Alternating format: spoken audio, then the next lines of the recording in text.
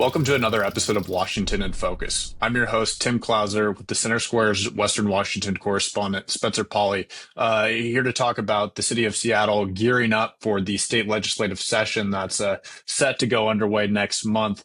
A lot of attention on the state deficit, but Seattle, in preparing its state legislative agenda, has its eyes on federal policy, specifically federal immigration enforcement and the uptick around the Northwest.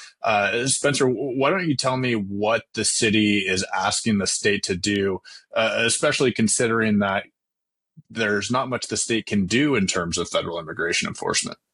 Well, it's a little complex, but basically, Seattle's state legislative agenda, what they are lobbying for the state legislators to do, is to just boost any kind of aid for the immigrant community, whether that be undocumented or, those that are residents of the United States. Now, what I mean by that is Seattle is a sanctuary city, right? So throughout this whole year, amid the Trump administration's push to further enforcement on illegal immigration, we are seeing Seattle take a stance against that, right? And so despite federal requests for them to comply, they're not doing so. And now the city is asking the state to offer more resources. So what that means is including notices to employees of interactions with immigrant officials, just job wage stability for any detained workers. And also they want more support from the state for the Seattle's public health clinic to boost access for health services for uninsured immigrant communities. Now, remember that public health right now is at a little bit of an issue with Medicaid cuts, right? So that is something that King County and Seattle has identified as a need, and they're not able to do so themselves. So they're asking the state to fill that gap for them. Now, of course, that's all kind of an issue with what you said, that huge shortfall that the state identified that they are going to, I assume, prioritize this coming session.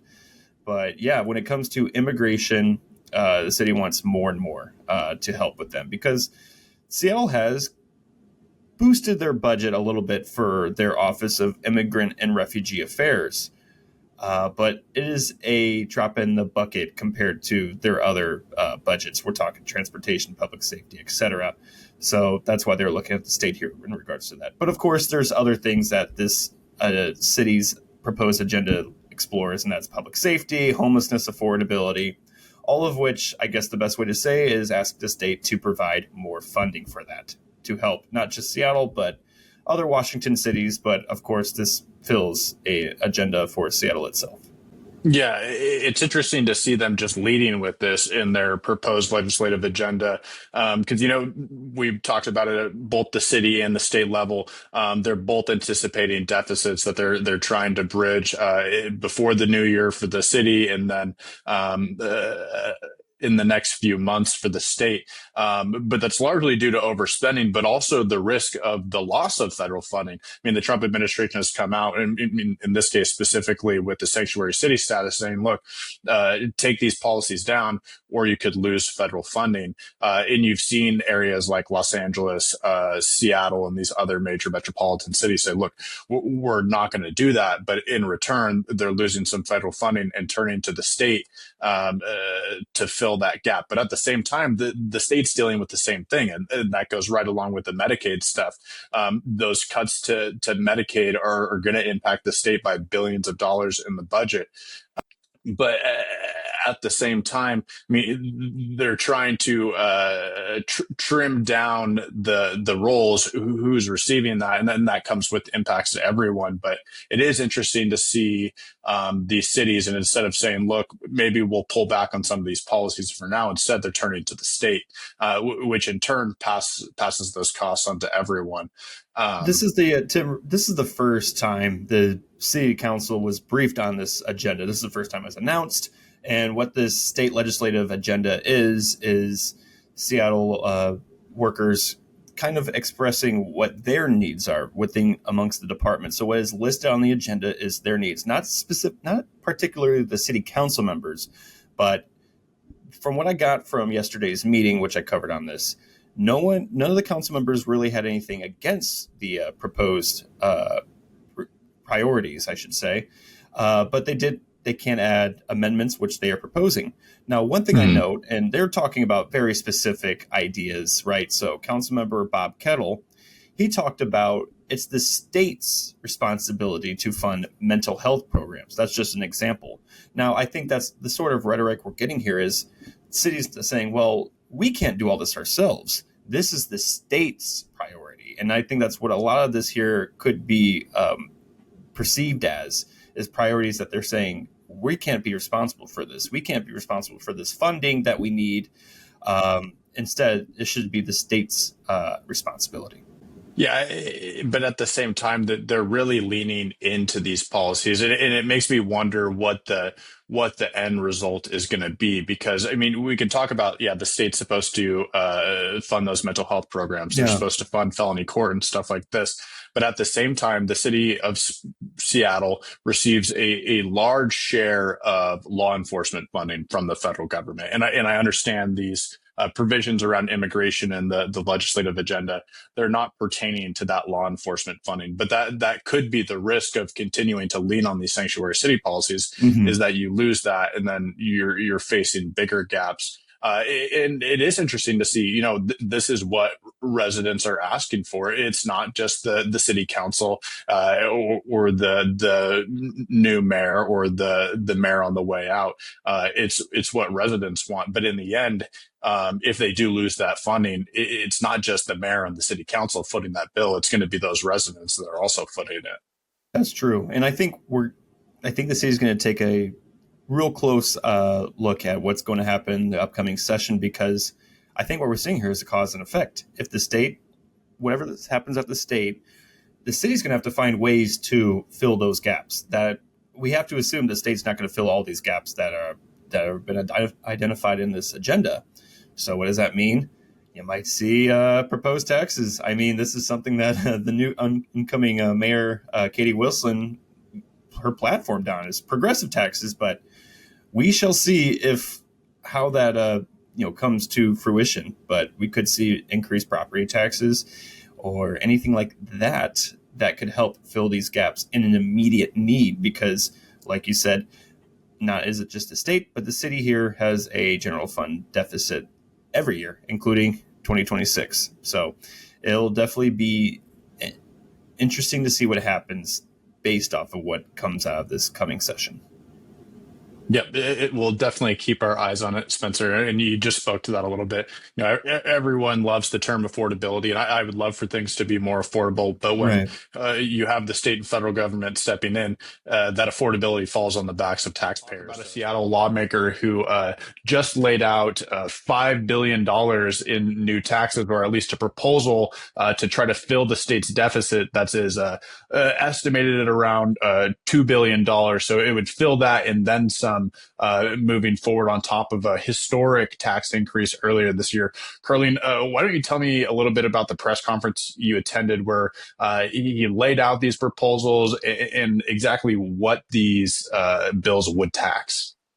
Right. So the proposal from Representative Shaun Scott, who is an open socialist representing Seattle, the 43rd Legislative District, stood on the steps of the Capitol, flanked by a couple of dozen union representatives, the SEIU and some other folks that were there in support of his proposal to tax high income wage earners. So anybody who makes more than $125,000 a year, and there's a lot of them, especially in his district in Seattle, all the tech workers, to increase tax revenue for the state. And his whole proposal is aimed at making up for what President Trump, he says, is going to take away. So HR 1, signed by the president on the 4th of July, definitely does, take some money out of the state of Washington, less money for folks that have been receiving benefits that would now have to show they're actually looking for a job, other social service programs that Washington State is not going to be receiving as much money for. So this, he says, is more of the tax the rich to help lower income folks make up for what's being taken by the federal government. So the problem is he may or may not at this point have any support from Democratic leadership. It was noticeable that there was not a single other Democrat lawmaker alongside Representative Scott at the Tuesday press conference. That is highly unusual in my experience when you have a freshman lawmaker, he's in his first term, elected in November of 24, rolling out something that is a very provocative proposal, not to be flanked by, let alone House leadership alongside him, but any other Democrat in attendance. He only had, representatives, like I mentioned, from Union. So that was noticeable. And from what I'm hearing from Republicans in leadership positions in Olympia, this thing is dead on arrival. That'll remain to be seen. Yeah, I'm interested to see how it plays out. I know we're talking about the 2026 legislative session that's going to start at the beginning of January, but it's impossible to not reflect back on the session earlier this year where Democrats proposed a novel wealth tax that would have filled a considerable part of another $10 to $16 billion deficit. But the governor, in his first year in office, a Democrat himself said, look, if this doesn't hold up in court, it's going to blow a hole in our budget. So they pulled back, passed a bunch of other sales taxes and other measures. But then at the end of the session, we did see several lawmakers come out and say, hey, whether it's this wealth tax or something else like it, we want to see something pass. So I'm not surprised that he didn't have people around him, considering the immense backlash that a lot of Democrats face after that historic tax increase earlier this year. But I would be shocked if it at least didn't get some hearings. But again, we're looking at the situation where we have a $2 billion deficit, and we could have cut significantly last year. That would have come with service level impacts, yes. But now we're proposing a $5 billion tax increase to largely maintain the status quo. And at the same time, you're pinning it on the Trump administration, not you, but the lawmakers. And there is some truth to that. But at the same time, we saw a lot of similar proposals last session before Trump was even in office. And that was, I was just it was because of their own proposals. Yeah, exactly. Many of the HR1 impacts, we're not feeling hardly any of that yet. That's going to be coming in like 2027 and 2028. And the financial hole that we have here in Washington State has been dug by majority Democrats that we don't, as we've said many times over, and Republicans are going to be saying it over and over again in the upcoming session. We don't have a revenue problem. We have a spending problem. And he was asked specifically about that yesterday. What was interesting, too, in the press conference, Tim, was that there were, I think, every TV station except one, Seattle, TV stations were there. Other local journalists were there. There were only two of us, me and independent journalist Brandy Cruz with the Undivided podcast, that asked questions. There was one other journalist, and I did not recognize her. She might have been from the Olympian or another local periodical there that asked a question. Nobody else asked any questions. When I started out, I was the first reporter to ask a question once the parade of folks up there supporting Representative Scott's bill spoke. I said, are you going to attach an emergency clause to this thing? You remember they did that 181 times during the 2025 session. And by attaching an emergency to every bill, well, that makes it so it's referendum proof, right? Voters can't, unless they gather a ton more signatures via initiative, they can't overturn that. So I asked him, are you going to attach an emergency clause to this? And he danced around the question and then eventually basically said, yes, it is an emergency. Any cuts from the Trump administration, we need to Trump-proof this state. I heard that several times. It is an emergency. So that is the intention of this. But I reached out on Wednesday morning, Tim, to Representative Lori Jenkins, House Speaker, and to second in the House, Joe Fitzgibbon. And I asked for comment. Will you support this? I attached a couple of comments that I got from state GOP chair Jim Walsh, basically saying this thing is dead on arrival. Leadership wasn't at the press conference because they're going to be loath to support this thing, knowing this is going to backfire on them big time because nobody's in the mood for increased taxes, and especially big business, already penalized in the last session, not in the mood for a new payroll tax on their high income earners. The response I got back on Wednesday morning was, we're not going to comment on something that came from the House GOP chairman. That would be inappropriate at this time for us to respond to that. That tells me, without saying as much, that they're not willing to get on board with this at this point. I'll go out there and just leap to that was what I am to read between the lines. We're not going to respond to the House GOP chair because he's not in a position of leadership. Well, for crying out loud, no response to what he said at this point, and their unwillingness to comment on him saying it's DOA tells me at this point all I need to know.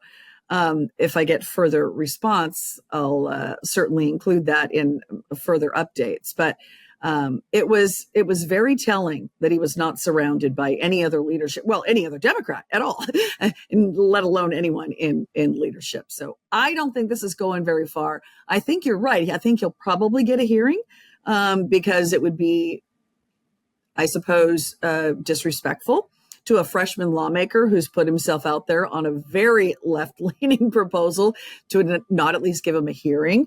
So he'll probably get his hearing. I don't think it will ever get out of committee.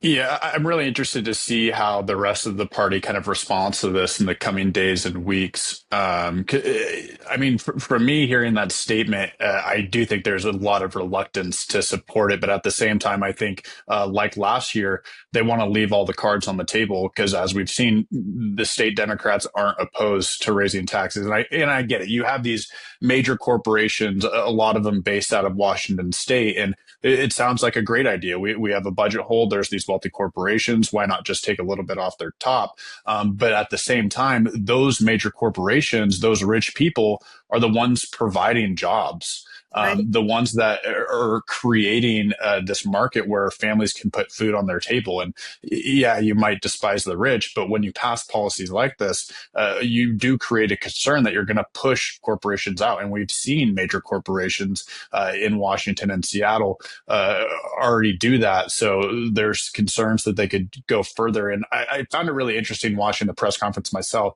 that you had all these people around Representative Scott. And when asked about the impact to these large corporations and whether they would leave and take their employees with them, there was a lot of laughing in the background as if it's not a concern or who cares.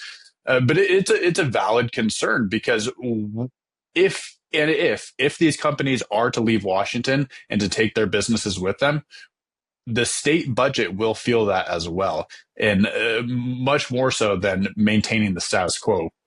100%. And the gentleman that I interviewed a day before the press conference from the Association of Washington Business, Max Martin, he told me that. He said, now remember, October 1 is when all these new sales taxes and the impact on business just took effect. So we're only couple months into that. They're still figuring out what the impacts are going to be from this. They already know it's hurting business for sure. But he said, now you want to put all of this additional burden on business. We don't even know already what the impacts from the largest tax increase in state history passed in 2025 are going to be on business. And now you want to add this. He said they're already absolutely reeling. He says he's fielding at this point multiple calls from their association members, business members, small, medium, and large, with questions about the impacts. It's a double dip for them many times, right? Because you've got business that has to pay sales tax on the supplies they bring in, and then they're passing on again a sales tax to the ultimate end consumer.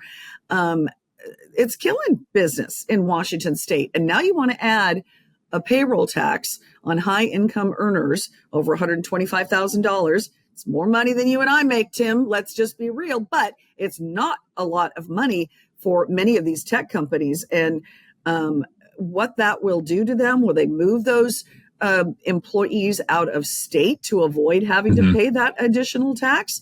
Well, then at that point, then this tax becomes moot. And I pushed Representative Scott on that. I never got an answer to my question. In fact, I will say he was insulting in his response to me, suggesting that I didn't know much about AI and these companies are already moving these jobs out of the state. Didn't I understand that? Sure, you can deflect and dodge all day long. What I thought was a very obvious question to ask, didn't ever get my response. Again, I think he dodged the question, but it's going to be interesting to watch. This is not going to be the only tax proposal that comes from Democrats. And I would suggest that they've put him out here on an island by himself to float the idea, float the proposal. And then, like we saw last session, maybe other tax proposals that don't seem quite so far progressive out there get put out there. And they go, okay, well, we set this one aside, but this one's not quite as bad. And we're all in on this one.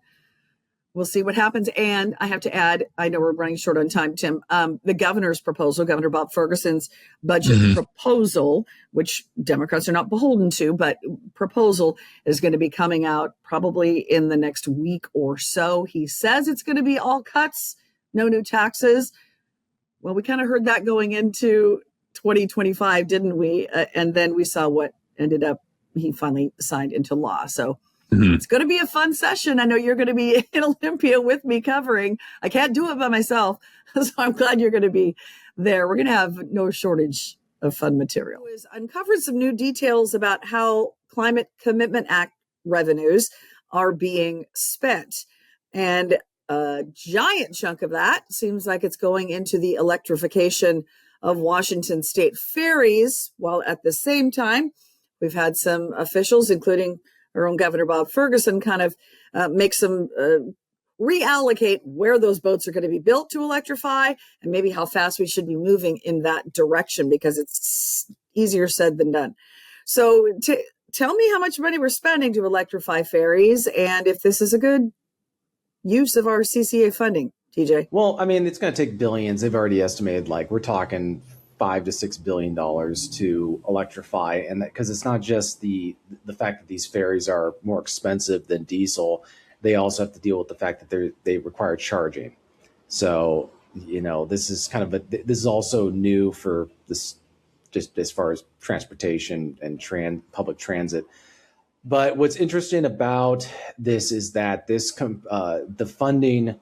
So there was like $1 billion spent in the fiscal year 2025 with Climate Commitment Act revenue, and out of that, about 600 million of it went to Washington State Ferries for this very purpose. So effectively, the CCA is funding the electrification of the state ferry fleet, and this has actually not been really anything new. I've written in the past before about the fact that if the CCA had been defeated by that one ballot initiative, it would have completely, pardon the expression, it would have sunk any hopes they would have had of doing this, because there's just where you're going to get the money to do this.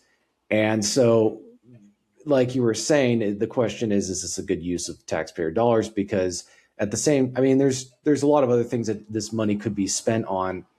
But I've also written about how, this is people can argue the extent to which, former Governor Inslee said it was pennies, which I think most people don't agree with. But it is affecting the price of gas here in Washington State, because there are some areas in the country where gas has gone under $3 a gallon. We're still in the $3,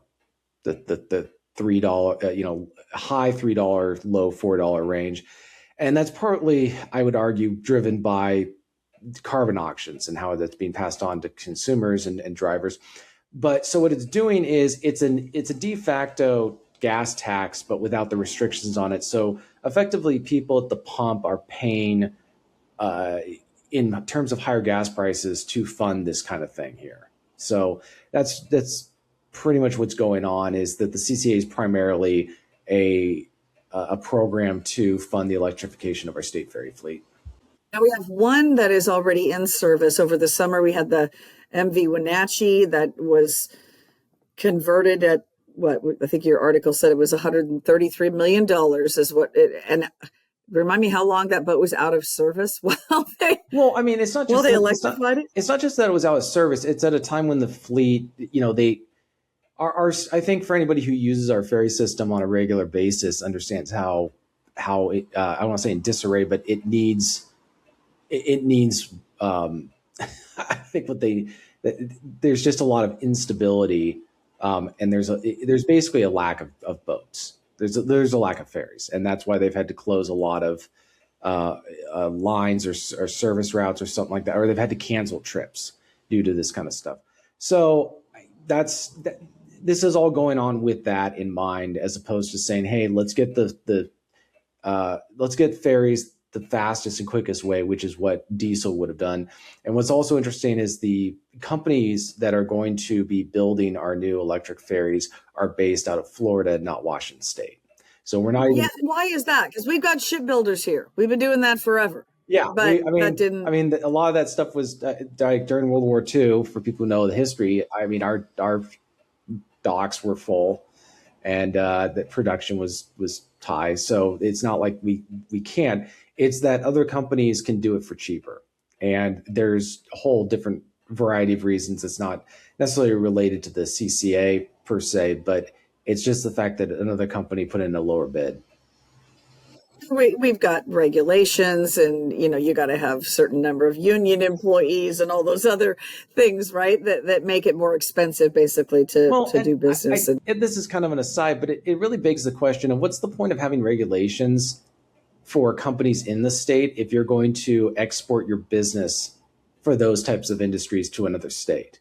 It's sort of like saying, this is an aside, but since we're talking about the CCA and talking about carbon emissions, what's the point of imposing all sorts of carbon emission restrictions on companies here, but then you go buy products in a country where they have no carbon emission restrictions? What's if it's to lower the carbon emissions for Washington State, which we've seen, they will not approve projects that raise our emissions, even if it lowers global emissions, because it means it's not going to a country where there are no environmental regulations. So it begs the question of, so if we're going to start having our work done in other states where they don't have these regulations, what's the point? If, to quote No Country for Old Men, if the rules brought you to here, of what use were the rules, Right. Well, I think there's a lot of people that are asking that question. Meantime, Ecology is providing some numbers as far as we know we're way behind on getting any kind of true emissions reduction figures from Ecology, but they claim some numbers of carbon emission reduction based on what they've done with even just the replacement of the one ferry and some of the other things that they're doing. But you got some very conflicting information, or at least numbers. I would call it a red flag. Washington policy that were different. Yeah, I would call it a red flag. Yeah. So Ecology claims in their report that the overall in the 2 years since the CCA started, and they've been funding these projects, they've reduced carbon by, I think, 9 million metric tons.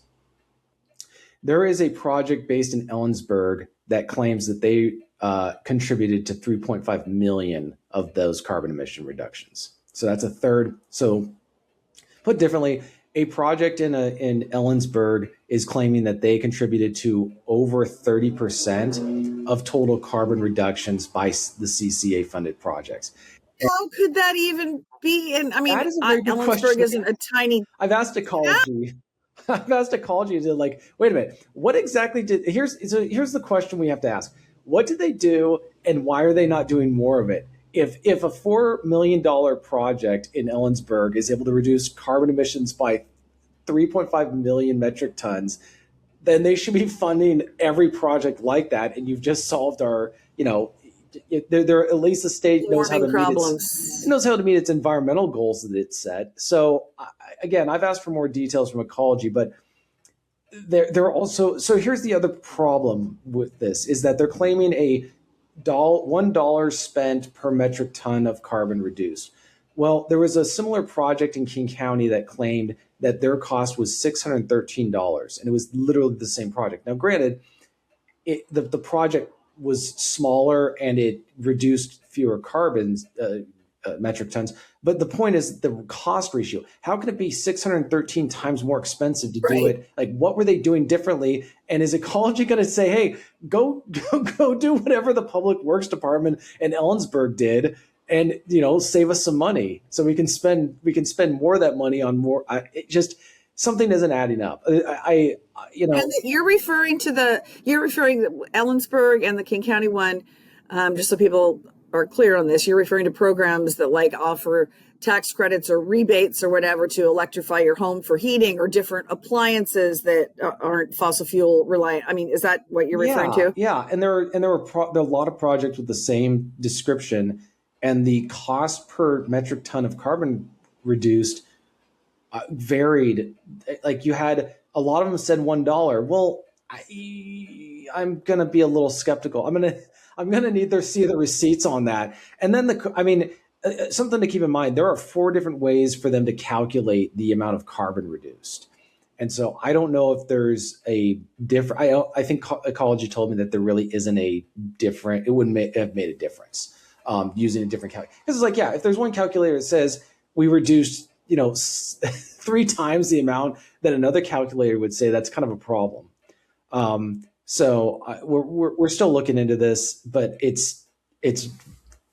I'm very skeptical that they reduced 3.5 million metric tons of carbon through this $4 million project. And I think that most taxpayers are probably going to be skeptical. I think the question that we're going to find out is who came up with that figure and what math were they using? What's it based on? Yeah, show me the math, because the math isn't mathing. I mean, and I think that's what, critics of the CCA, and I know it's going to be coming up in the upcoming legislative session, where there's going to be a lot of pressure on ecology because, hey, you're still not producing the numbers. You are, by the statute that originally passed CCA, and they went back and gave them a little bit more wiggle room this last session, but they're supposed to be supplying this data to show that you, Joe taxpayer, having to pay, 50 cents more or whatever per gallon of gas, and even more for diesel now at the pump, every single stinking time you fill up, and your utility bill is $20 more a month or whatever, since this thing